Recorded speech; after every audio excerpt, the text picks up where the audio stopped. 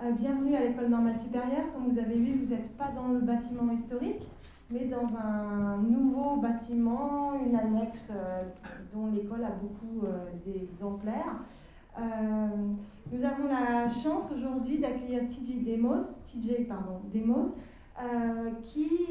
s'est proposé, parce qu'il était de passage, pour venir discuter avec nous. Donc vraiment, TJ, un immense merci pour ton mail, ta proposition et de venir ici. Alors TJ Demos, si vous ne le connaissez pas déjà, en général on le connaît déjà quand on vient, donc les professeurs d'histoire de l'art, d'études visuelles, de culture visuelle, comme on voudra, à l'université de Santa Cruz en Californie. Il a été auparavant, il y a 4-5 ans, à Londres, donc plus européen. Si vous regardez sa page Facebook, vous aurez plein sur Wikipédia, vous aurez plein d'informations. Globalement, moi, ce qui m'intéresse, c'est qu'il a commencé en histoire de l'art et qu'il a su, ce qui n'est pas très facile, I don't know if you understand me, il a su changer de cap. Peut-être qu'il le racontera, mais face à la question écologique, se dire mais maintenant, finalement, qu'est-ce qui est plus important? Est-ce que c'est important de travailler sur du champ? Oui, ça peut l'être, mais qu'est-ce qui est le plus important pour moi? En tout cas, c'est le choix qu'il a fait, c'est de changer de cap. Et donc, ce cap, il en a changé depuis une dizaine d'années.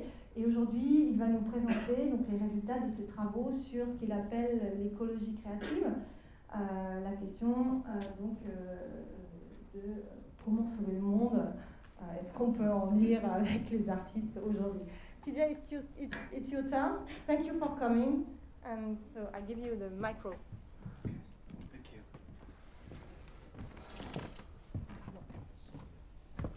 Thank you.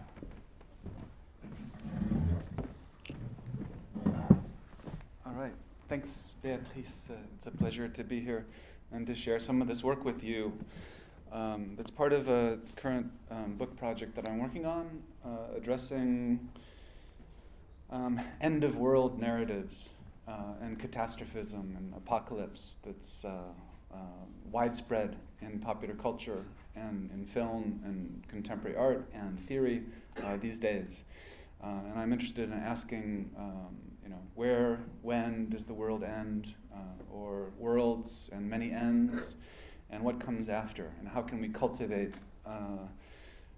forms of social justice and ecological flourishing after the different ends that are conceived within ecology or political theory and social science.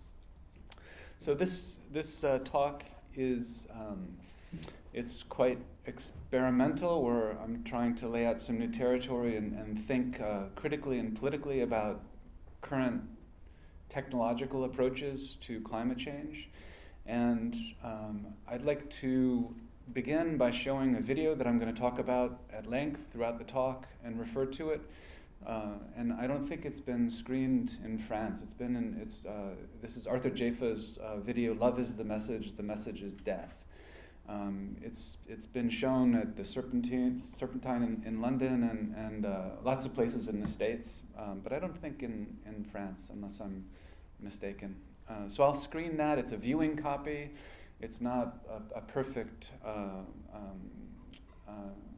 version of the video, but it's enough to give you a sense of it. It's a very difficult work that deals with some shocking instances of police brutality and forms of racism in the US, but also a lot more. And it connects, I think, to ways of conceptualizing the future in relationship to technology and politics and political claims of justice and equality. So the video is about 8 minutes long. I'll play it right now, and then I'll return and talk about it at length and try to make some sense of it in relationship to the idea of the proposition of geoengineering. Is that, Beatrice, that term is understood in the French context? Yes, yes. What is the French? We say geoengineering. Yeah, okay, so it's the same. It's similar. Okay. Well, I'll talk up for about maybe 30 minutes, and then I'm happy to converse or answer questions if you have any.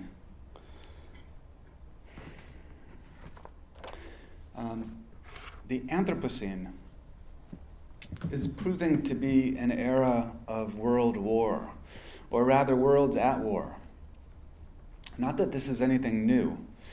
We're no doubt living in the continuation of long-standing onto-epistemological and politico-military conflicts set within still unfolding histories of colonial and global states of violence and dispossession. If catastrophe lies before us, then it flows from what's come before. Consider two formations that speak to our current situation. The first, geoengineering and its techno-utopianism, which is premised on climate change fixes for the symptoms of fossil capital's disastrous centuries-long effect on the environment. This somewhat random diagram from online that shows you a variety of different proposals for geoengineering techniques. Adherents suggest that solar radiation management and carbon capture, these are the two dominant forms of climate engineering, can stabilize temperatures so as to avert calamitous environmental transformation. With reference to such an approach, the Breakthrough Institute, which is a California-based think tank, offers a futurist vision of what they call the good Anthropocene, articulated as a coming world where humans use their growing social, economic, and technological powers to make life better for people and stabilize the climate and protect the natural world. The second formation that I think we should consider is the tragic and also redemptive Afrofuturism appearing in Arthur Jafa's shattering 2016 video, Love is the Message is Death. As one model among numerous that we could consider, including indigenous and anti-colonial futurisms embedded within the social movements dedicated to justice to come, Jafa's video foregrounds the heart-rending violence of the state, of the US state, against communities of color as the fundamental basis upon which any alternative, one of coexistence, equality, love, and peace, can be imagined.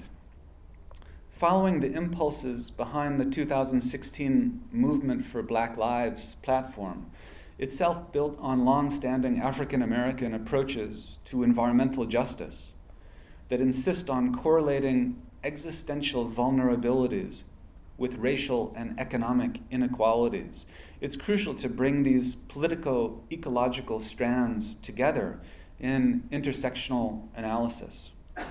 So that's what I'm going to try to do here.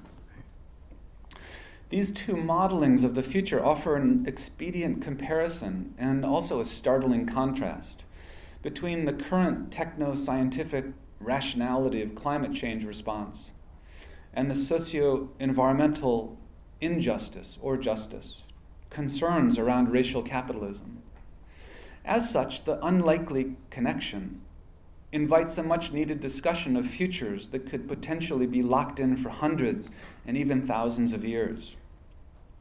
While climate science tends to ignore, or at best, merely pays lip service to the differential impacts of environmental transformations on disenfranchised communities, subject to ongoing racial and economic discrimination, social justice activism often shunts ecological matters to the side due to an all too immediate confrontation with discrimination and violence. So what's at stake in this unlikely linkage? I think everything that matters. Jafa, a filmmaker by trade, unleashes an archive of citizen journalist and dashcam and media videos wherein we see the black body subjected to police brutality and state violence, set to Kanye West's transcendent gospel rap anthem, Ultralight Beam. The video cycles through recent and historical footage of shootings, abuse, attacks, and beatings, intermixing clips of horrific civilization-destroying aliens and monsters from Hollywood films. It appears that Jafa's video and its concerns are not only about a world of victimized individuals, but a world set on destroying itself, an allegory for the destruction of the world that, in a parallel universe, geoengineering wishes to repair. My book from 2017, Against the Anthropocene, criticizes the Anthropocene thesis for its, what I find to be its regressive and narcissistic neo-humanism, its evasion of the differential causes and effects of climate breakdown, its disavowal of petrocapitalist culpability, and its ecology of affluence, which is not unrelated to this drama of self-destruction. That analysis extended to the diverse visual cultural expressions of remote sensing data, the kind that offers whole Earth perspectives of the planet, is not only devoid of social conflict, but also safely in the grips of an emergent scientific mastery. These observations still plague theories and the unfolding reception of the Anthropocene today, despite parallel attempts by a lot of interesting thinkers to mobilize the concept critically, which progressively with its and work progressively with its conceptualization, and also nominate additional terms to better comprehend current conditions, such as the Thulucene of Donna Haraway, or the Capitalocene of people like Jason Moore. Geoengineering, in fact, unfolds directly from the Anthropocene thesis, beginning with the initial 2000 proposal made by the atmospheric chemist Paul Crutzen and the biologist Eugene Stormer, which they employed to designate a new geological era where Earth systems are increasingly determined by human activities. As they explained, an exciting but also difficult and daunting task lies ahead of the global research and engineering community to guide mankind toward global sustainable environmental management. Crutzen soon followed up, as you can see in these two examples of his research papers, with even more explicit suggestions that large-scale engineering projects, including his own one for stratospheric sulfur injections, may well be necessary to optimize the climate. Much dispute still remains over the dating of this post-Holocene epoch. When does the Anthropocene begin, for instance? Did it begin with the 19th century industrial revolution, or with nuclear science in the 1940s? Or again, much earlier with the so-called Orbis spike of 1610? The latter, the Orbis spike, coincides with the geological implications of colonization and genocide in the Americas, which also unknowingly dropped atmospheric carbon levels thanks to large-scale forestation of once cultivated indigenous lands. Its apparently causal connection to geoengineering shows that the Anthropocene is not only far from innocent in historical diagnosis, right? It matters geologically and also politically when we date it. But it's also preemptive in technoscientific prescription for future response. I'll explain what that means throughout the paper. So this is a few images of the Orbis spike that shows you these petroglyphs on the bottom right in the Amazon. In other words, archaeological evidence of early pre-colonial civilizations that were building structures within this area of the forest that was actually tended and very much a function it developed, the forest developed alongside thousands of years of human habitation. So the Orbis spike is that moment when colonization brought about a genocide that scientists talk about roughly 50 million people dying over the course of roughly 1492 and 1610. And with that loss of human life, the forest grows back and it sucks carbon out of the atmosphere dropping carbon levels within the atmosphere. So there's a measurable trace within the fossil record of this instance. So I think that's really important for how to date the Anthropocene, to see it as historically coincident with colonization and genocide. For Paul Crutzen, engineering may be a last resort to forestall catastrophic breakdown of Earth's systems, where reducing emissions proves insurmountable. But for others, it represents an attractive first option to advance what's called ecological modernization, merging climate solutions with economic opportunity. This becomes explicit with the Breakthrough Institute's notorious proposal for a good Anthropocene, founded on the dubious decoupling, in their words, of economic growth from environmental impacts, as if we can address climate change as well as cultivate more economic growth. So this leading big money, anti-green, pro-nuclear, and also pro-engineering think tank in the US was founded in 2003 by Michael Schellenberger and Ted Nordhaus. In their 2004 essay, The Death of Environmentalism, Global Warming Politics in a Post-Environmental World, Schellenberger and Nordhaus sought to dispatch what they called the politics of limits, referring to the regulatory environmentalism of the 1970s that emphasized Earth's finite carrying capacity. And they sought to replace it with what they called the politics of possibility, committed to technologically driven economic growth put to task against climate change. And this is becoming really a dominant global preferred way to think about and address climate change.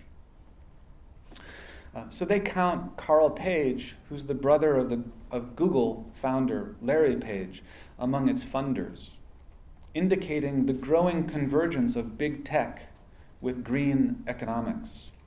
According to critics, the Institute remains singularly dedicated to propagandizing capitalist technological investment solutions to climate change.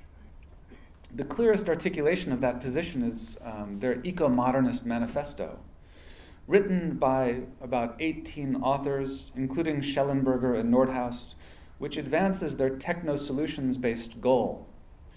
They write, more productive economies are wealthier economies, capable of better meeting human needs while committing more of their economic surplus to non-economic amenities, including better human health, greater human freedom and opportunity, arts, culture, and the conservation of nature. Despite its familiar trickle-down economics, I don't know if that translates into French, but trickle-down economics means that if we, basically support extremely wealthy people getting even wealthier, then the economic benefits will trickle down or travel downward toward the less fortunate, and it'll be better for everyone. Basically, it's a kind of very conservative economic philosophy. So despite this familiar trickle-down economics and liberal-coded goodwill rhetoric, the manifesto's expansive spatio-temporal scales and abstract rhetoric, like much of the Anthropocene's thesis' planetary imagery and deep time frame, overshoots the figural, the local, and the experiential. It's not surprising, then, that its politics of possibility fails to mention the terms race, equality, or justice, which would otherwise help connect to the actual antagonisms of current social experience, which the lofty and generalizing language of human technology and growth are filled throughout the eco-modernist manifesto. So by evading such key terms of justice-based environmentalism, which they do their best to consign to the grave, eco-modernism's colorblind formulations reflect yet another version, I think, of what the U.S. African-American journalist Van Jones has called the unbearable whiteness of green. which is here doubly unbearable because the manifesto's enviro-economic utopianism fails to consider the intolerable social conditions of current reality. By disappearing them in its performance of an ecology of affluence, it implicitly seeks, I think, to protect its own privilege. Alternately, if we can describe Arthur Jafa's video as expressing an environmentalism of sorts, which I argue we can, even though the video's reception within criticism has largely not addressed this aspect at all. But if it does express an environmentalism, then I think it's one attuned to what the African-American author in the US, Christina Sharp, terms anti-blackness as total climate.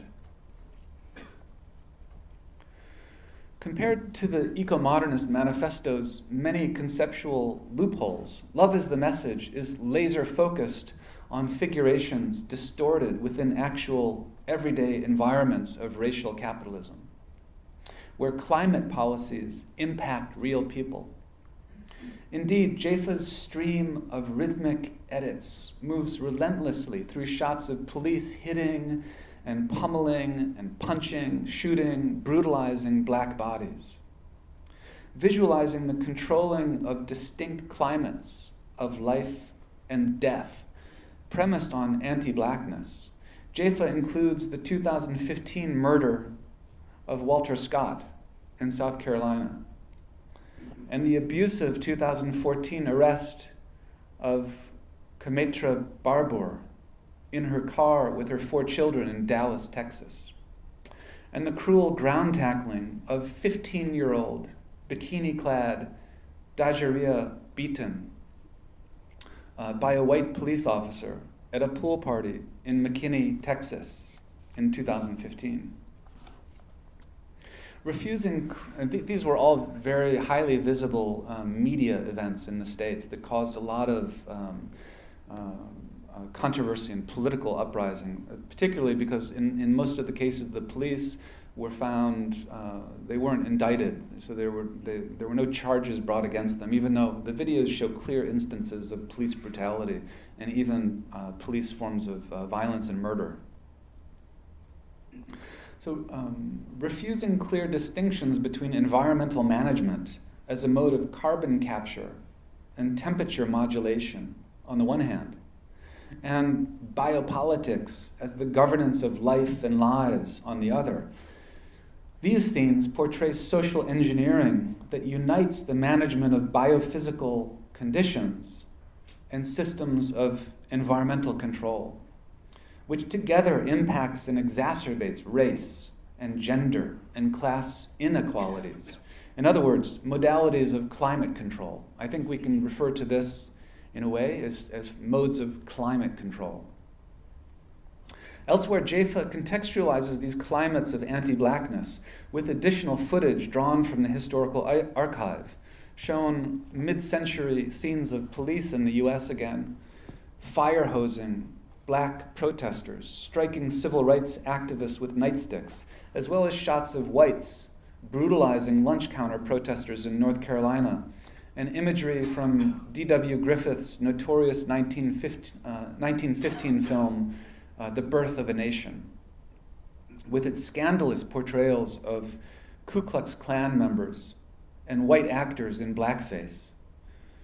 In other words, Love is the Message offers a short history lesson in US climate history, where environment has little to do with protected wilderness zones, global warming, or melting ice. In returning to eco-modernism, the Breakthrough Institute willfully contributes to the widespread invisibility of precisely these scenes that Jafa highlights, divorcing what might be termed, and what has been termed by other people, the Black Anthropocene, wherein ecology is inseparable from the social terms of racial capitalism. And in terms of the Black Anthropocene, sci-fi writers like Octavia Butler, the African-American writer who died a number of years ago, is a really crucial figure, especially for her two books, The Parable of the Sower and The Parable of the Talents, where she envisions a future that is very much similar in very disturbing ways to our contemporary moment of authoritarian capitalism and white supremacy. While engineering models are capable of climate control at the regional level, Jaffa's video, which exhibits affinities with the fields of political ecology and climate justice, is ambitious in ways that are incomparable to anything like geoengineering. This equation is most explicit in his video, where he includes passages of African Americans wading through the superstorm floodwaters of Hurricane Katrina from 2005 in New Orleans and Louisiana. For many New Orleans, years of structural negligence, municipal and infrastructure defunding, systematic racial inequality, and impoverishment were compounded by that unnatural disaster.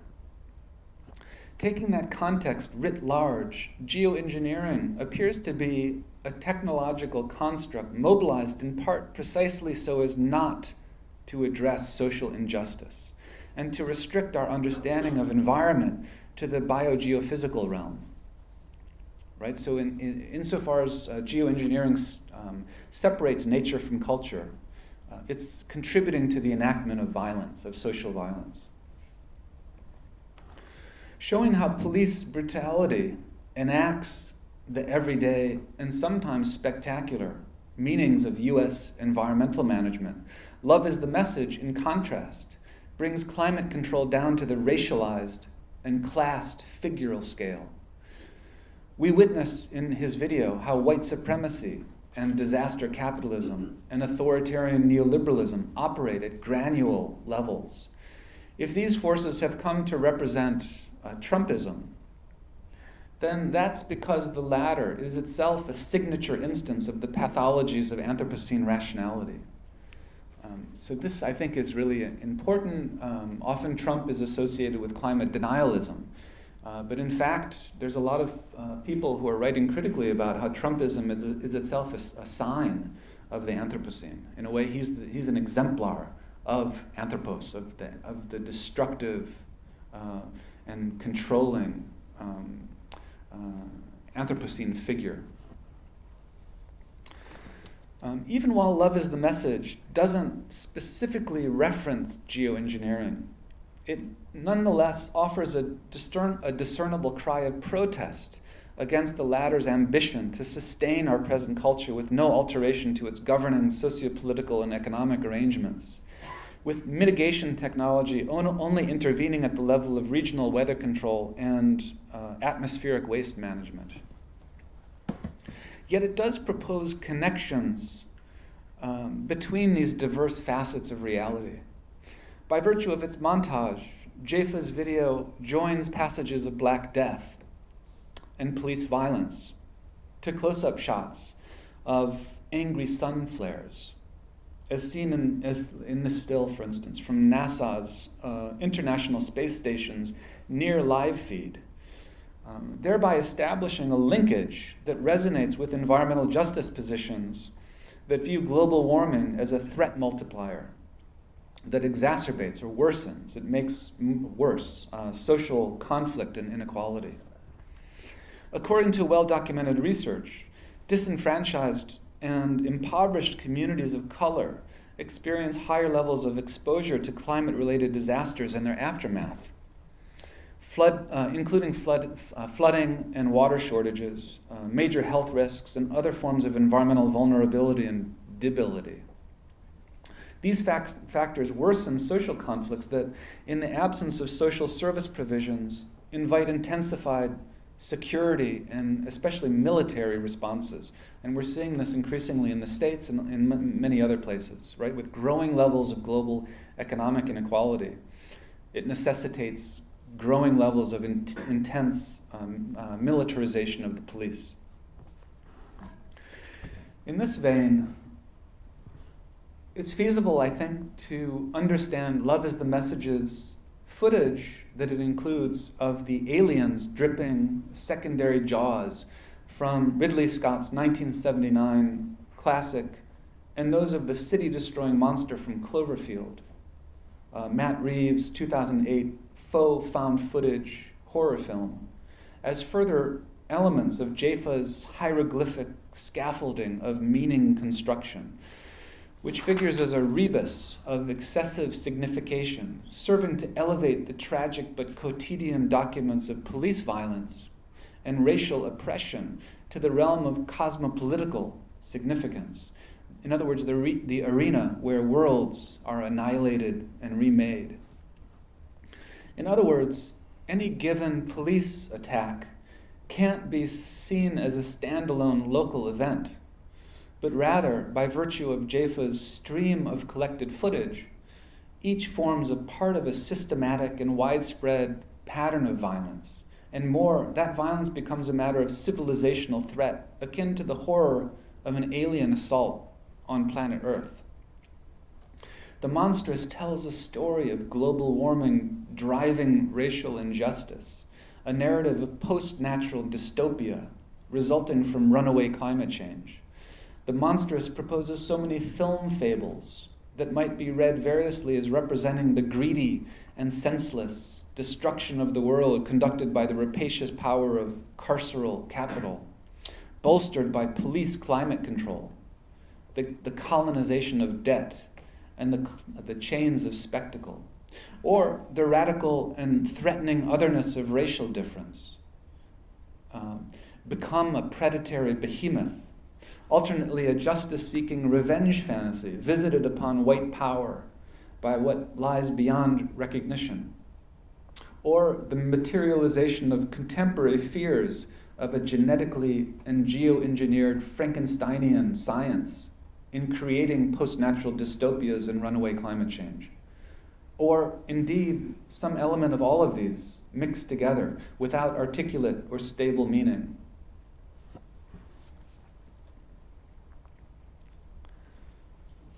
The Breakthrough Institute also references our contemporary Frankenstein, enlisting no less than Bruno Latour in its theoretical armory, who argues that we must not disown the planetary monster we've created, the Earth of the Anthropocene, but rather learn to love and care for it through further technological acts of what Latour calls modernizing modernization.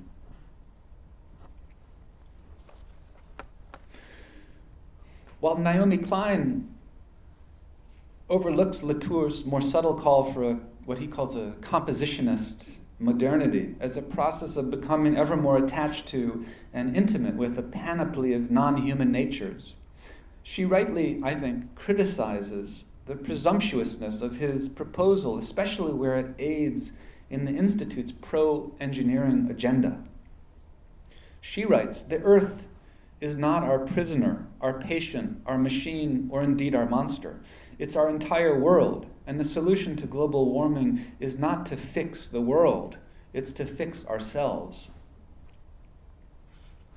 Adding to the mounting opposition to geoengineering, Naomi Klein highlights the multiple problems of the practice, including its potential unintended side effects, for instance, interfering in the monsoons in South Asia, or exacerbating drought in North Africa, or widening the ozone hole.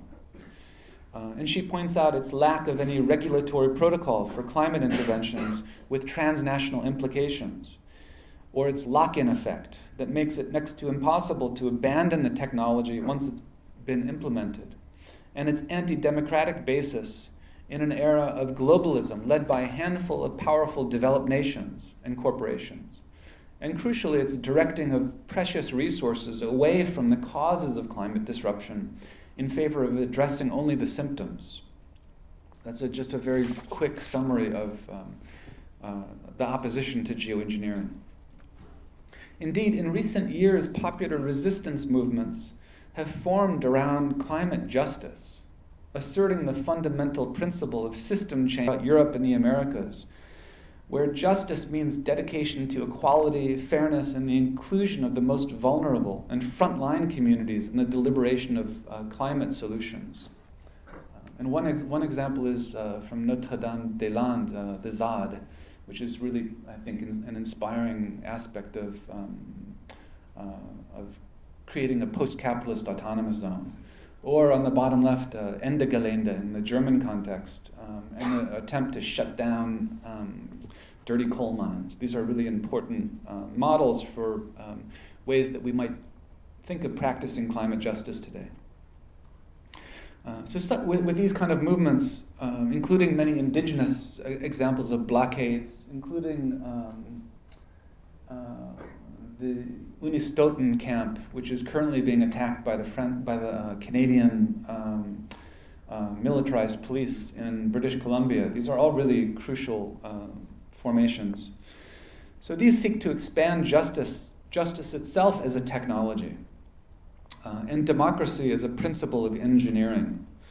But despite such momentum and creative transitions, what's becoming clear with the ongoing development of geoengineering is that massive resources and funding bodies are mobilizing the technology under the star of the neoliberal Anthropocene. So I think we have to talk more about the neoliberal Anthropocene. Consider, as an example, breakthrough initiatives. There's no relation to the Breakthrough Institute other than sharing this trending term within the field of competitive tech development, which is one among many that is trying to save the planet and motivated to do so by what some see as a $12 trillion opportunity. So climate change is increasingly being viewed as an economic opportunity. Funded in part by Facebook's Mark Zuckerberg and the Israeli-Russian venture capitalist Yuri Milner of Digital Sky Technologies, and counting the late Stephen Hawking among its collaborators, the project recently put $100 million into a radio wave project to search for alien life, which is what you see here. Inspired by libertarian entrepreneurialism that derides the outmoded and bureaucratic state agencies of the Cold War, Breakthrough Initiatives is part of a growing colonial futurism premised upon the neoliberalization of outer space. Again, this is a diagram that I found on the online, which offers a useful overview of planetary colonialism that's being practiced today. Okay. So this is premised upon the neoliberalization of outer space as a frontier zone of potential future occupations. And it connects to the projects of Silicon Valley's modeling of what's called new space, as in the rhetoric of Elon Musk, set on asteroid resource mining and terraforming other planets and extending property claims far into the galaxy. With a neoliberal corporate military state complex determined to occupy and settle the very space that many Afrofuturists have long sought as a destination to escape colonized Earth, these starry-eyed fantasies are quickly becoming grim realities. Other engineering initiatives focus their attention on Earth, exemplifying how the neo-colonialist spirit haunts new wave environmentalism. Consider SCOPEX, which is a project of Harvard University, and it has roughly a $20 million budget, and it's called the Stratospheric Controlled Perturbation Experiment. Notable for its first ever plans to test solar radiation management technologies outside the lab in the Earth's atmosphere above Arizona. Vertical politics of colonization in the atmosphere above lands occupied by settlers long ago. So this is just a still that gives you some information on SCOPEX, but this is really significant in the sense that this is the first ever experiment with geoengineering in actuality in the atmosphere today. Led by David Keith, who's a Harvard professor of applied physics, and the founder and board member of the private corporation called Carbon Engineering. He's also a signatory of the Eco-Modernist Manifesto. The project is supported by Microsoft's Bill Gates and his Fund for Innovative Climate and Energy Research, as well as by the Hewlett Foundation and the Alfred P. Sloan Foundation. These are significant because they represent, these are named after fossil fuel corporations. So it shows the continuity between the fossil fuel economy and geoengineering. So one thing, just stepping back for a second, one thing I find interesting and provocative here is that in light of the Cameroonian theorist Achille Mbembe and his diagnosis of what he calls a creeping precaritization, in his words, the becoming black of the world, meaning the post-racial generalization of dispossession, indebtedness, and loss of powers of self-determination that is now reaching global proportions. So while Mbembe is talking about the becoming black of the world, I find it interesting that geoengineering's desire is to save the world by literally whitening the skies, which reveals again how detached the field is from the catastrophe currently occurring on the ground in the here and now. The go-to guide for Zuckerberg and Gates, for Facebook and Microsoft, is Yuval Noah Harari's book, his recent book called Homo Deus, A Brief History of Tomorrow, which tellingly includes a chapter titled The Anthropocene.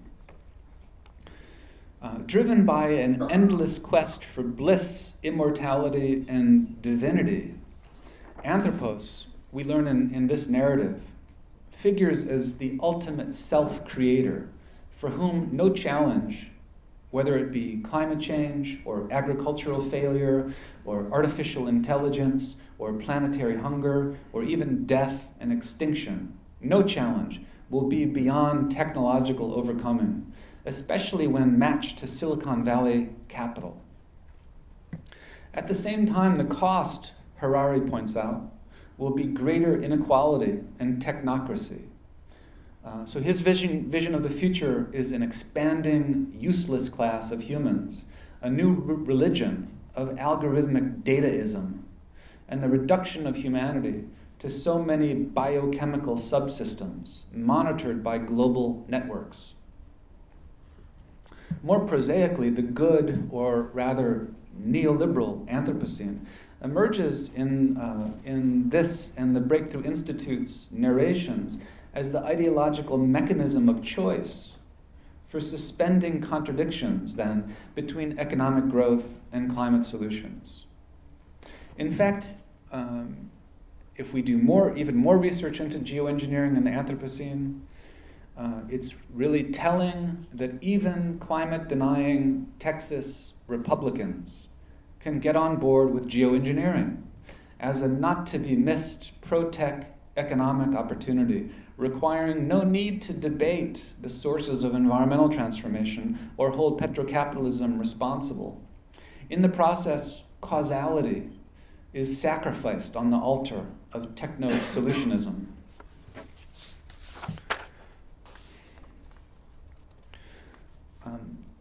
So I hope this isn't, it can be a little boring, geoengineering and climate science in this way, but I think, I'm trying to make an argument that it's really important to pay attention to this because it's really, it's colonizing our world, it's colonizing our future.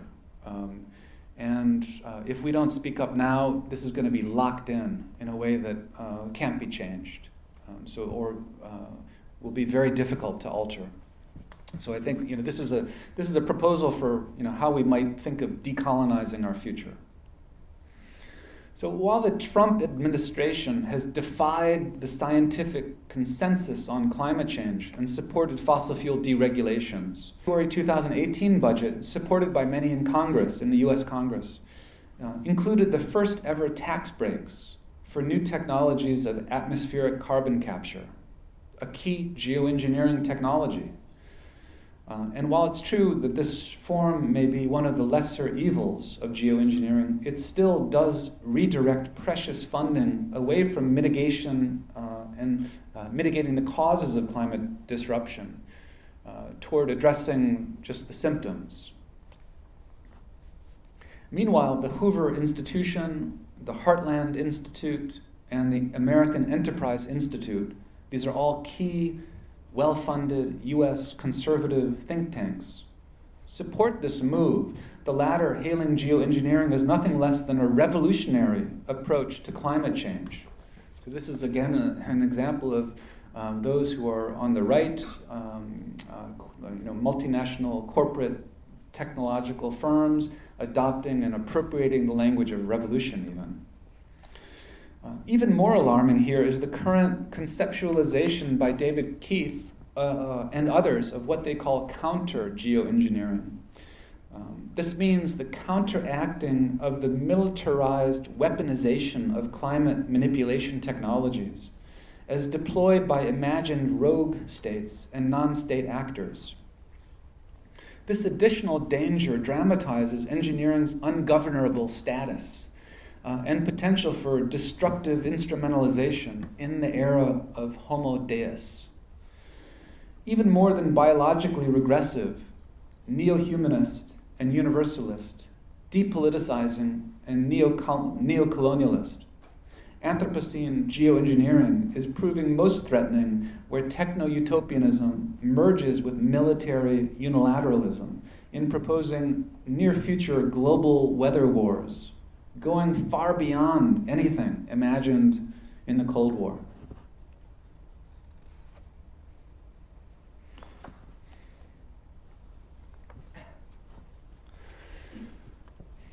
While the horror of those systems predicated upon everyday acts of violence are devastatingly presented in Arthur Jafa's Love is the Message, Jafa also powerfully intercuts passages portraying the remarkable resilience and accomplishment and beauty of African American culture, despite all, in activism, politics, speculative imagination, rhetoric, music, dance, literature, athletics, and profoundly quotidian, everyday acts of creativity.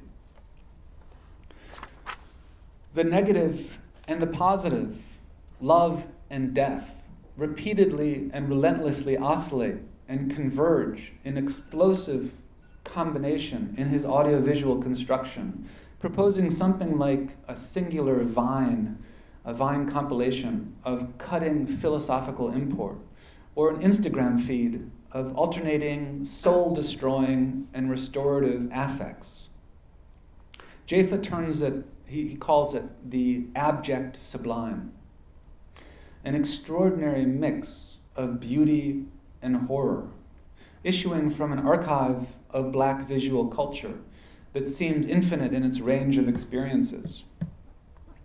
For the filmmaker, this ultimately beyond quantifiable record of being stems from an ontological construction inseparable from the wake of transatlantic slavery. Yet even though the video offers an amazing and one of beyond grotesque inequality, impoverishment, and violence that renders Black life and lives matterless by the state and its techno-utopian apparatuses. Unlike the Breakthrough Institute, which proffers art and leisure as rewards, Jafa's video grounds cosmopolitical magnitude within the vernacular instances of justice and injustice, of situated and embodied expressions that may be future-oriented but are historically informed, dedicated to the reinvention of everyday life and art and culture, politics and mourning and militancy. It follows then that Jafa would expand and extend solidarity to a younger generation by including reference to the artist. So this is, sorry, I'm behind a slide. That's the abject sublime of Arthur Jafa. So he extends solidarity to a younger generation by including reference to the artist based in LA, Martine Sims, and specifically her 2015 mundane Afrofuturist manifesto in his video Love is the Message. During her cameo appearance, she reads from her statement, which reprises the long-standing black cultural aesthetic that draws on visions of a utopian time to come, but one reached only by passing through the traumatic alienations of racial capitalism. In this regard, mundane Afrofuturists recognize, Martine Sims says, that we are not aliens, while facing the camera, seated behind a desk. Jaifa borrowed the clip from Sims' eponymous documentary, which you can find online, over the course of its hour-long duration. And her manifesto rejects what its author sees as the depoliticized fantasies of Afrofuturisms of the past. According to Sims, those have sunk into hackneyed fashions and commodifiable styles and stale pop cultural spectacles severed from any radical imagination inspiring collective liberation. More, she warns against acritical seduction, as when, in her words, magical interstellar travel and or the wondrous communication grid lead to illusions of outer space and cyberspace as egalitarian. For her, jive-talking aliens in reference to Sun Ra and Egyptian mythology and iconography, common in past Afrofuturist iterations, are all out. And she calls instead for a new focus on black humanity, our science, technology, culture, politics, religions, individuality, needs, dreams, hopes, and failings, where mundane Afrofuturism, she writes, is the ultimate laboratory for world building outside of imperialist, capitalist, white patriarchy. While Love is the Message expresses solidarity with the oppressed and the excluded, both human and non, Sims' sentiment rejects equivalence between racial difference and the monstrous. The result is expressive of what the artist Aria Dean diagnoses as the conjunction of black accelerationism and Afrofuturism that entails both a catalytic movement toward the end of the world in order to halt injustice, and a revolution beyond the inhumanisms of racial capitalism by inventing new forms of life and new futures, new desires. In other words, a younger generation has elected to update Afrofuturism, asking us to witness a double move that rhymes negative critique with positive transformation, a rhythm that Jaifa in his video takes up in turn. All right, I'm nearly done here. The challenge for me is bring this vision of social critique and social liberation into explicit connection, and more importantly, into direct conflict with the neoliberal Anthropocene, and to oppose the threat of anti-black climate control.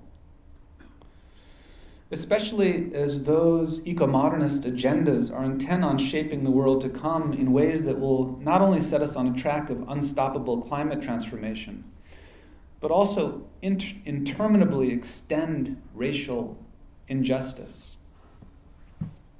Against that scenario, we, including those of us who are not black and who are speaking up and against white supremacy, we urgently need to invent and cultivate futures beyond the end of the world, beyond the world of geoengineering, as well as beyond the world's end that may have already occurred, as in many indigenous conceptions that hold that we're living in a post-apocalyptic times right now. And where that end is no longer unthinkable beyond the current socio-political and economic arrangements. So this includes thinking beyond the techno-fixes of sustainability, where sustainability means the sustaining of injustice. If so, and in conclusion, why should cultures outside of Afrofuturism, which remain to some degree comfortably shielded by whiteness, and the current narratives and technologies that uphold and defend its position, why should those communities care? One answer is to reiterate the desirable terms of a shared world where injustice anywhere is a threat to justice everywhere. Expressing a future-oriented imperative with new politico-ecological purpose, the African-American poet and performance studies scholar Fred Moten, a recent conversation with Robin Kelly, updated that famous ethico-political formulation by Dr. Martin Luther King Jr., who, of course, it should be noted, made a notable appearance in Arthur Jafa's video. Fred Moten points out the mission, he summarizes the mission of what he sees as contemporary black studies, which for him, on the most fundamental level, is to try to save the earth. And on a secondary level, to save the possibility of human existence. Robin Kelly adds in the conversation that this is a project for liberation, a transformative project. And if it doesn't exist as a response to the neoliberal, neo-fascist turn, then it's worthless. Why should this project for liberation not also be the overarching imperative of artistic practice today? And if so, and I believe firmly that it should be, if so, then art will name the practice of creative aesthetics that merges ecological insight with political engagement in the hopes of not only saving what good we have, but securing a flourishing and emancipated future for all. Thank you.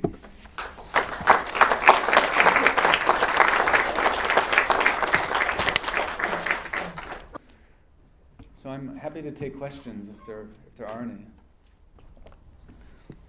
Sometimes it takes some time to come up with questions. There's none. I'll go for the first one. I have first very short information. You talked about the Black Anthropocene, but I think I understood very badly that eco-modernism manifesto did not talk about the Black Anthropocene, right? Yeah, it didn't at all. So what, because the two were very close to each other. So who was the author of the Black Anthropocene? Like how did Black Anthropocene? There's a bunch of people who are talking about it and using the term, but the figure that I cited is Octavia Butler, who's the African American sci-fi writer, who wrote some really interesting. But she didn't use the term Anthropocene, but she's the one that many people point to as someone who's prefiguring that idea in her writing. But it's the Black Anthropocene is completely different from eco-modernism. Yeah, sure. Okay, so well, thank you for having introduced your talk. I see it as there's this author called Françoise Verges. She talks about the racial capital scene. Yeah. Also, I think the racism is like more or less very close, and Yeah. I think so. It's very interesting to start to talk, say, on the Anthropocene and its different imaginaries through this door, which is probably a very important move to make as much as possible. So thank you for that. But there's one thing that I still believe that troubles me a little is if I agree with everything you said about geoengineering, the Black Breakthrough Institute, and the good Anthropocene narrative. Of course, this is, if there's enemies, this would be the biggest ones, and enemies to many of any, let's say, at least fine and ecological thought that want to be developed in this world, and with all, like, I would say, the scholars, like, fighting to develop these kinds of narratives and historical and socially ecologically rooted. But I still do not believe, even with the figure of Paul Crutzen, that he is the main character of this story.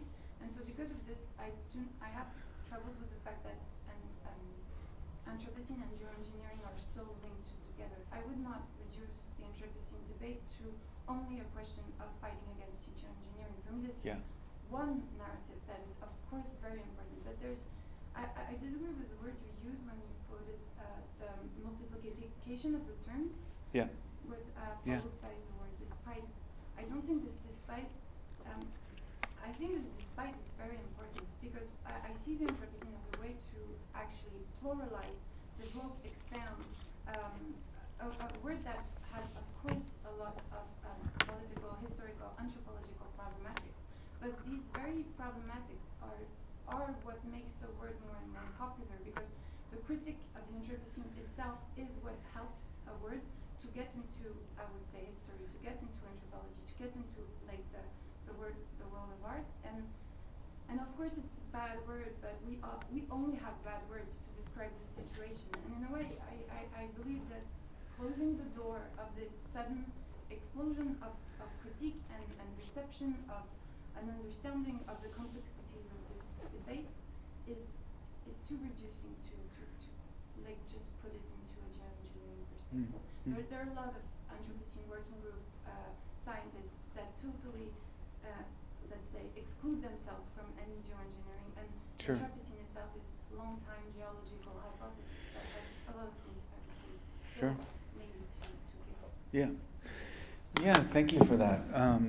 You said a lot of stuff there that I wouldn't necessarily disagree with a lot of your points. And I'm not trying to close the door on the Anthropocene, even though I do challenge the terminology, especially in that recent book project of mine.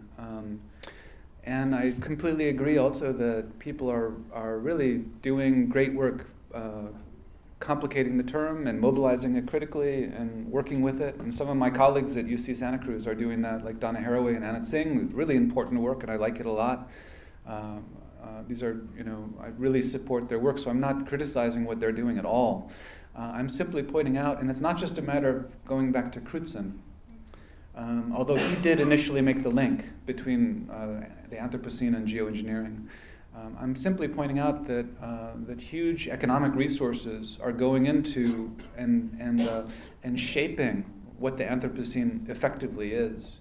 We're talking tens, even hundreds of millions of dollars by these corporations, and I think whether we're critically mobilizing the Anthropocene in really all sorts of interesting ways in the academy or within social sciences or within geology or climate science or social sciences, feminist science studies, despite all that, my use of the word despite that all that really interesting thinking that's going on, it pales in comparison with the amount of resources, like just the economic resources that are determining these conditions. And even at the UN-sponsored climate meetings, the COPs, that have been going on for the last 20 years, we've recently been warned through the IPCC that we have roughly 12 years. Right, I don't know if I'm sure this was in the news here. Right, we have to before we enter into a catastrophic series of tipping points, right? And even within the IPCC and the UN, 12 years depends on developing geoengineering technologies. So it's increasingly, entering into the field, whether we like it or not. So I think at least. This might be where the tension is between what we're emphasizing, but we have to pay attention to this. I think it's really crucial. Yeah, I think we do, but and of course it's not even an intention. I'm sure that we totally agree on this, but I still believe that we have a fundamental problem in describing and representing this situation, and with all its defects, I still have the feeling that probably the Anthropocene, by being this very broad umbrella of all these different critiques, helps to bring the different points and perspectives of view into the same room. And this only move of the fact to finally speak of an ecological issue in the term of racial, of feminist, immediately of an anthropological perspective, because anthropology has a huge role to play in this debate, that it kind of at least opens the door of a forum and inside discussion to go against these sorts of narratives. I think it's important to impeach the mix between geoengineering and Anthropocene with the possibility to let's say totally lose an opportunity of redescribing the links that brought us to this situation. But of course fancy terms, it's probably not the same solution. Yeah, yeah. Maybe we can take our time. Yeah. We should continue the conversation elsewhere, but I personally, I feel it's difficult politically to get behind the Anthropocene, for me, in any way. I want to try to critically mobilize it, but it's like that's not the term that I would turn to mobilize politically. But that's another question. Thank you. Yeah. I was wondering if you have some thoughts about how to reverse anthropocentrism, basically. I haven't seen the work, this particular work of Jaffa, but there's only humans somehow. I don't know, but yeah. I assume, and only black people possibly. Yeah.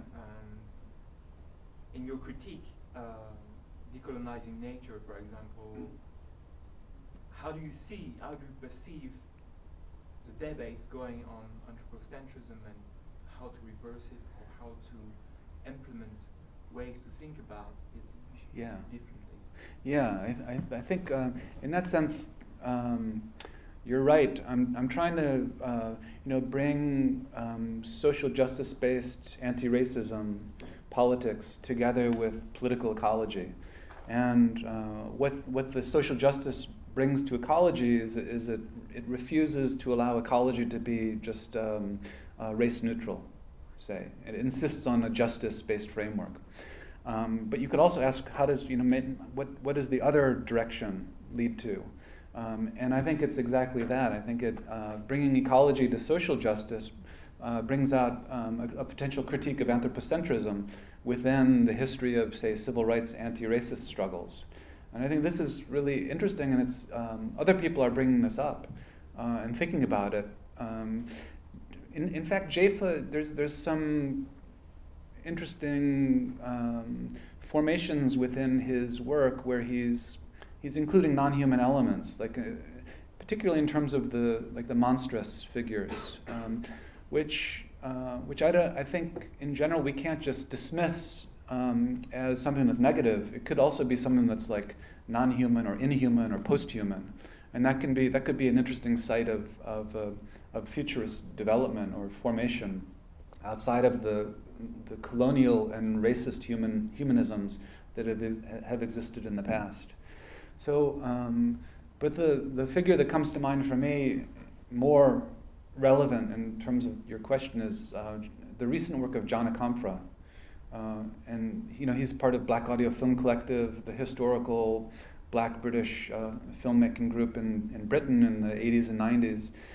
But in his recent work, more where he's working as an individual practitioner, like in the piece Vertigo Sea, he's dealing with the maritime, with the environment of the sea, and thinking about multi-species conditions of violence and death and extinction. And I think that's like he's doing both at the same time, which is really interesting. So he's bringing social justice concerns of anti-racism to ecology, and he's also asking ecological questions to the historical formations of slavery and racism in the past. And this, I think, is really, for me, it's just that's really provocative and important to think about. But I think that your question is really an important one, and there's a lot more to say there. Yeah, thank you. Yeah. Thank you for your presentation. I had a question a bit on the side of what you said, or what you discussed, which is more focusing on how you work. I was wondering in what extent the arts influence or play a role in your approach and methodology for your current research endeavors.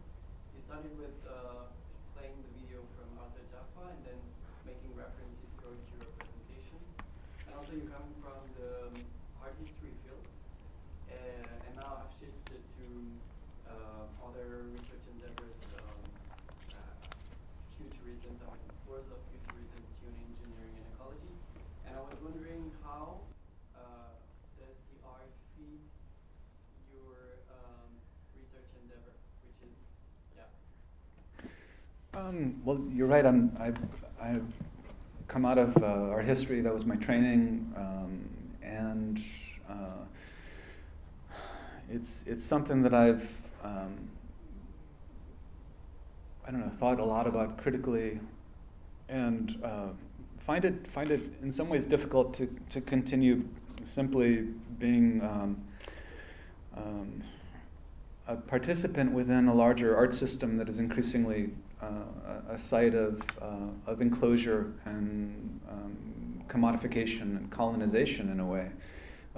So it's really hard to see that happening, and yet at the same time there's a lot of artists who are critical of what's happening, and I draw inspiration from them. So I'm thinking in relationship to artistic practices and the radical resources of even the avant-garde of experimental practices of the past, of third cinema, of the militant image. There's a lot of positions within art and media and film that have acted in solidarity with anti-colonial struggles and emancipatory movements, with feminism, with anti-racism, also with ecology. So we can't just speak in a monolithic fashion about the artistic domain, but it's difficult, and increasingly I find myself looking at areas of creativity and zones of aesthetics where there's a lot of interesting stuff happening in terms of creating new forms of imagination and storytelling and images and sounds, also within experimental music, that I think that help with speculative imagination, thinking theoretically and also politically about the present and future. And so I imagine myself in my practice as thinking alongside those practitioners and trying to articulate and even amplify or enter into solidarity with forms of practice like Arthur Jafa's, for instance. But I think it's really important to deal with and confront and to address, especially also as someone who's not black, who's part of a white settler heritage in the States, who's has a masculine position. I think it's important to reach out and create solidarities and intersectionalist analyses with all of these different emerging conflictual and struggling areas. That's increasingly important, especially as we see the forces of what some increasingly are referring to as a new form, a new mutation of fascism emerging today politically. So I think the stakes are really enormous, and it's a desperate emergency time for many people. I like I've studied the work of Jacques Rancière a lot, and I find the way he discusses aesthetics as something that expands beyond the strict category of the art object to be really important and liberatory in terms of addressing creativity that hasn't completely been colonized by capitalist institutions. But at the same time, I wouldn't want to say that capitalist institutions can completely dominate and instrumentalize art that might be shown within its walls. So, like Arthur Jafa's work, he's been exhibiting his work in places like the Serpentine in London. It's a space, it's an artistic space that I wouldn't just immediately associate with radical politics. But I think these spaces are contradictory and complex, and we can create ways to maneuver and navigate even within those conditions. And for myself as an academic, the academy is also a space of contradiction and increasing privatization and commodification of education. So it's an ongoing struggle in these different areas, and I think if art can be radical and if it can participate in these movements of decolonization, I think then we have to mobilize it and think alongside it and support it. Yeah. I was wondering, when you moved from merely art history to doing something obviously more meaningful, like focusing onto ecology, I assume that you had the intention also to impact and to change something in society, to contribute something somehow to social change.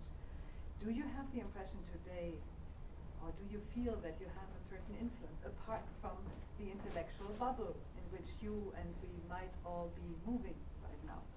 I'm asking that in a very provocative way because we talk a lot about, I'm working in the field of art and climate change since 15 years.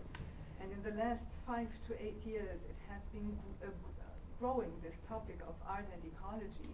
And you know that maybe better than I do, but so many people are working on this topic right now. And I'm always asking the question, we talk a lot and we create great projects and great works and films and all of this, but do we really change something in this world? You're talking about Arthur Jaffa. He's exhibiting at Serpentine. He's exhibiting at the Julia Stoschek collection in Berlin. Isn't he there exhibiting because he's so fashionable, or is he exhibiting there because the topic is interesting for the people exhibiting him? Yeah, I don't know. Maybe a little of both. I think it's complicated, and there's different reasons. You know, he's maybe some are supporting his work for the wrong reasons, or they're not. They're trying to appropriate it or gain some kind of commercial benefit from it. Possibly, it wouldn't be the first time for sure. But that's part of the struggle. I think that's part of the political antagonism that we're all enmeshed within. I don't know if it's. I have a maybe it's a naive hope that these things can change the world. I don't know. I don't know if they will. They've changed my life. You know, like it helps give me. It helps to give me a reason to live. When I see the commitment of people who are struggling and trying to change things. So I think in that sense the danger is cynicism and not caring and giving up. I think that's a real problem, and that's something I'm trying to avoid. Within art history, do I have any hope for art history? I don't know. Art history is, it's become increasingly frustrating to me, I think, because it retains in some ways profound conservatism in terms of defending its borders and protecting its canon. So it's generally Euro-American, not completely, of course. There's exceptions, and there's a lot of people doing interesting work. But it's part of historically a close connection to very elite sources of wealth and power, and that may have had a role in determining in some ways the lack of political engagement within art history. So there are people who are trying to change this, and also to challenge art history's historical anthropocentrism and its complete negligence or dismissal of ecology. Certainly for me, and I studied with people, my mentors are Rosalind Krauss and Benjamin Buchloh. So people who would, tend to dismiss ecological or environmental concerns as a kind of soft politics, as a non-politics, or even a conservative distraction. So I think that legacy of being concerned largely with anthropocentrism, even if it is identity politics and multiculturalism, it's largely within the human. And its support for canonical figures and dominant narratives without a lot of political engagement that continues to this day. So I feel like my sense of how I'm perceived within the field is kind of like as a pariah, as someone who's, I think art historians have no idea what I'm doing. Maybe I don't know. But it's I think it's quite different from what I see others doing. But not, of course, change is beginning to happen. Newer generations are starting to transform things. I mentioned the way the university is set up, and for instance, I teach at University of California. This is like an enormous federation of universities in California. It used to be a free university. It used to have free tuition in the States, right? It's a public university in the 60s. and 70s was free. Gradually, they've been implementing a raise of tuition. Over the years, it gets increasingly more and more expensive, and students are going into debt to go to university. And over the same course of time, you have the state withdrawing funding from the university and putting money into the privatization of prisons. So you see the transformation of what's happening. So it's not just art history. It's, I think, academia in general is becoming something that is part of the mass production of debt and a kind of economic colonialism that we have to think really critical about. So it's not just about one's disciplinary relation and area of belonging. It's also about fighting for the stakes of what should be public and free education. Thank you. Only one more question, but I'm also speaking about, I was also pointing out to the fact how you're interacting with the audience. It's not only your work and your position at the university and when you're giving lectures regarding your books, but also are you interacting with audience, with younger people, not only with the students, but also with schools? Because I think it's really important that somebody like you who is talking, coming from different fields and speaking a normal language, you are not speaking language which other people out of our context cannot understand. And the books you are writing, they are understandable, even though, of course, highly intellectual, but I think it's important that people like you speak in other contexts, not only in our context. And that's my question. Do you do that? Do you have the impression that you can impact people with that? Well, yeah, in humble ways. Yeah, I try to.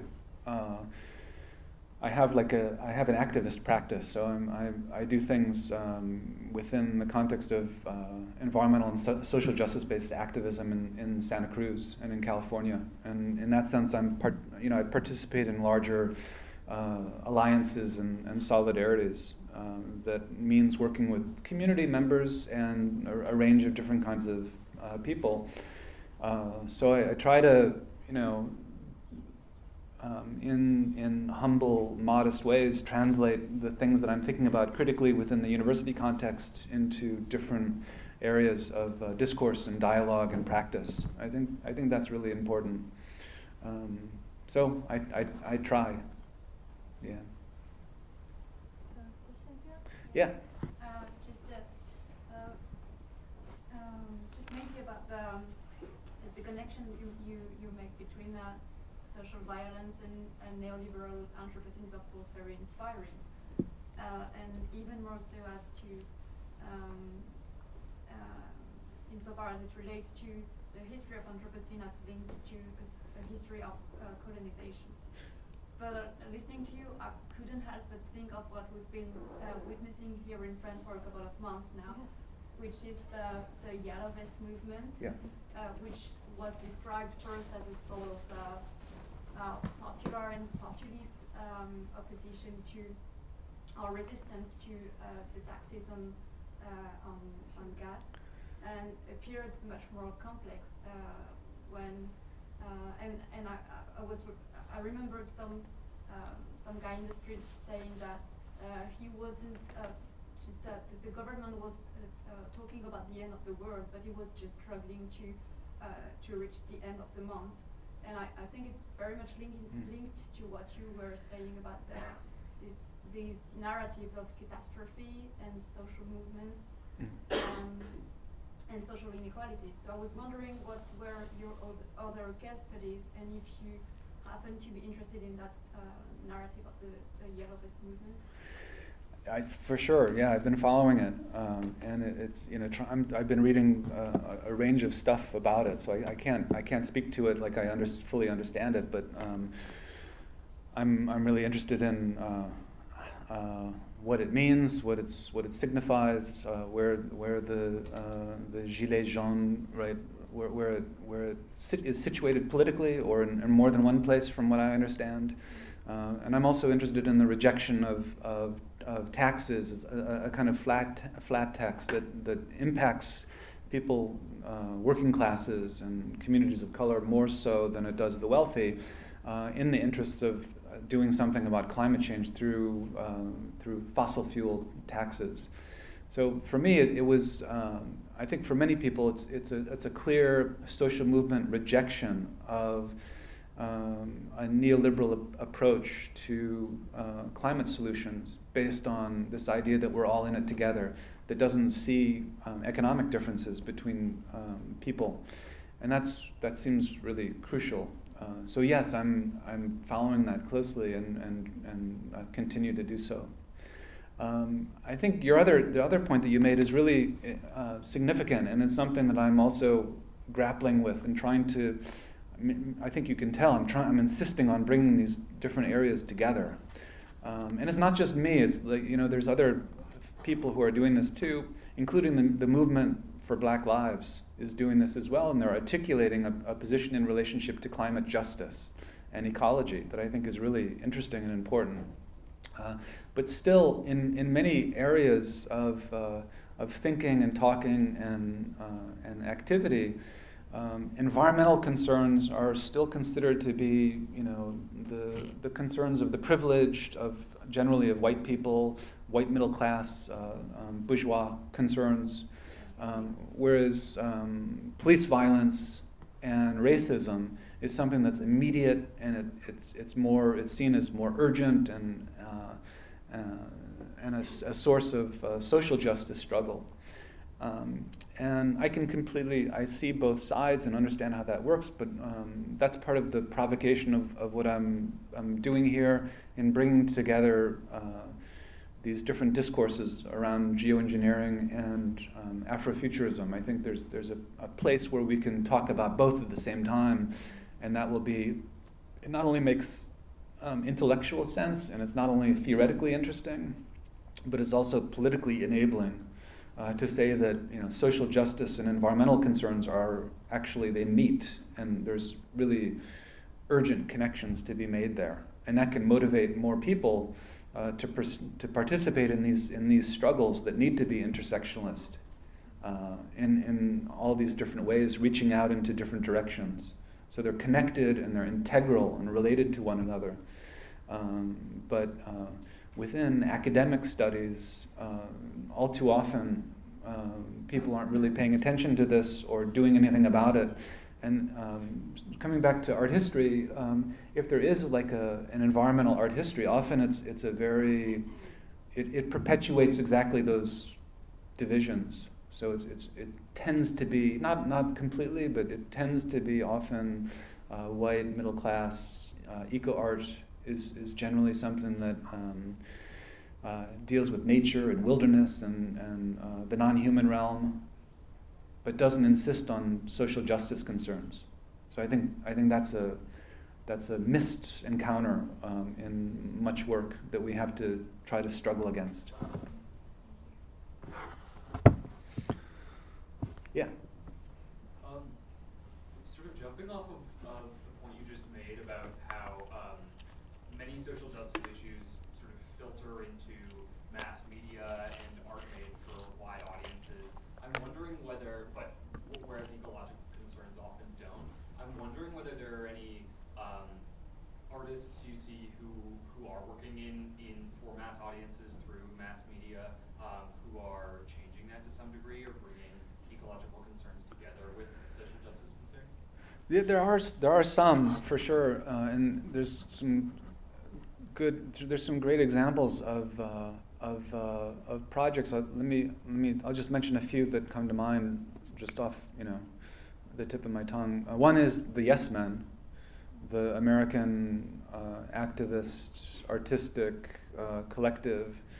They did that piece where they pretended to be spokespeople for Dow Chemical, and they appeared on the BBC live on television globally, and apologized on behalf of Dow Chemical for the disastrous chemical spill in Bhopal in India that affected hundreds, thousands of people still to this day who have health defects and all sorts of illnesses owing to the corporate malfeasance of this company. And then it was announced, that it was a hoax, that they weren't actually representatives of Dow Chemical, but it caused it was a carefully planned activist strategy to gain media publicity in order to raise people's consciousness about this history, even if it meant Dow Chemical would come on the BBC as well and deny that they were going to do anything about the situation. So that's an interesting moment of social justice concerns being creatively aestheticized within a media environment to try to reach as many people as possible and have an immediate economic effect, right? The stock value of Dow Chemical dropped millions of dollars within minutes of that announcement. So it's a fascinating historical study. There's another case of, there's a film called Even the Rain. I'm forgetting the director. It's a Mexican production that looks at the history of water privatization in Bolivia. And this is a feature release, mass media type of independent filmmaking, and it was really interesting. It was a Mexican film that they were attempting to do. They were going to do a history of Spanish colonialism, and film it in Bolivia. At the same time, the Bolivian state and the city of Cochabamba had decided to privatize its water and enter into a relationship with the Bechtel Corporation. And so there's massive protests going on to reject the privatization of water, which meant you couldn't even collect the rain for free. You had to have a license to collect the rainwater. And so the narratives of Spanish conquest and colonization came together in the film because they decided to change the parameters with the current day corporate colonization of the elements and water within this mass media project. So that it's social justice concerns. It deals with the history of colonization. In some ways, it's the Anthropocene and the critical conditions of climate change and drought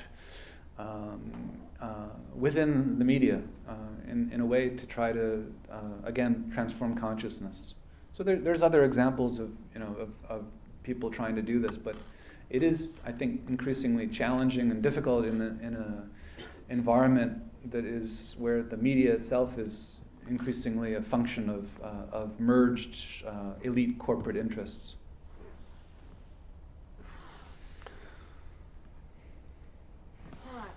There's one more question, Yes. maybe? Yeah. Excuse me. In fact,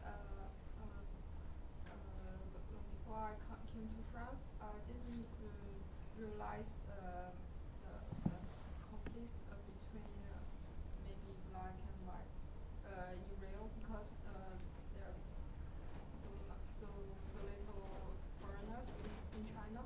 So maybe this kind of conflict is just the past story, like the first, the Second World War, like this. And for now, in China, people are really about like everything is growing, but I feel like it's too fast, and people are always talking about future, like the brief history of the future in the book. But sometimes people are so controlled by the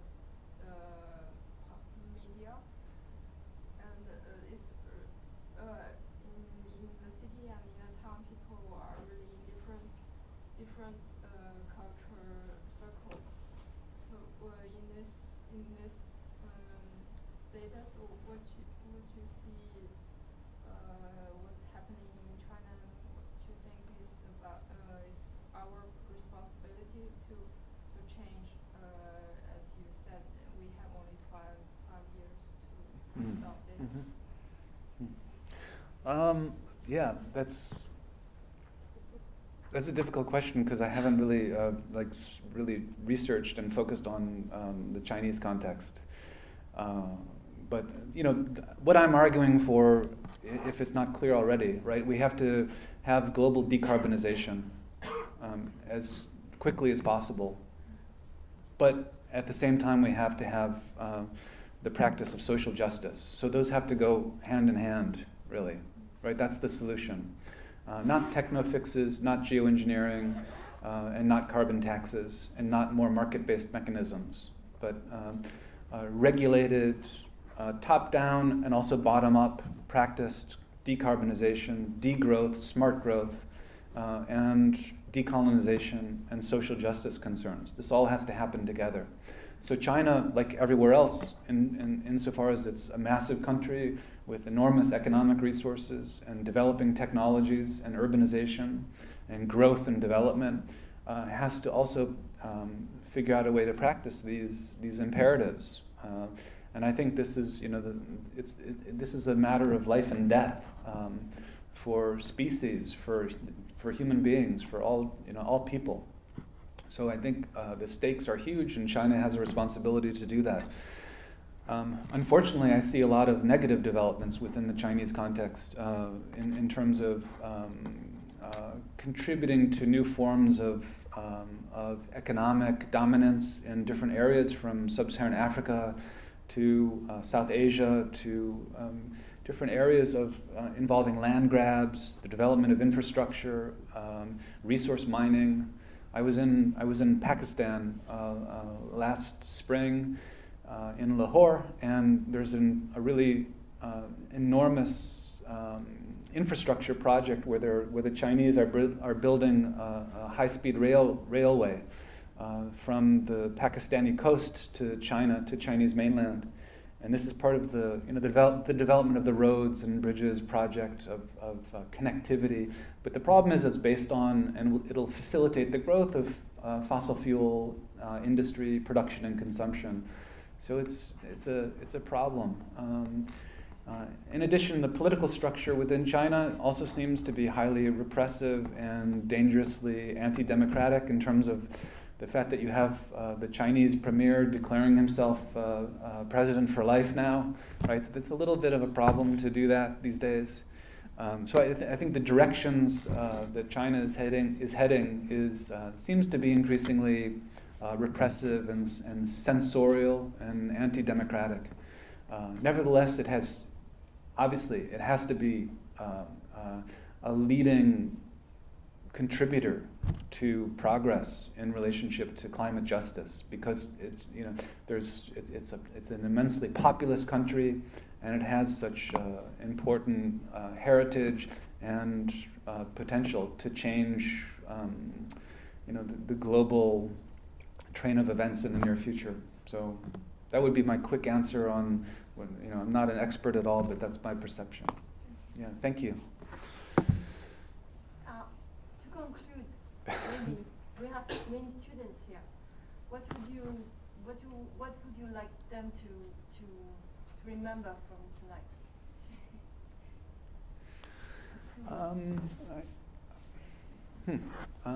I think this is a crucial area to be thinking about and to propose to, as a young researcher, someone who's doing work within the academy or beyond, or who's entering fields of teaching or even artistic practice.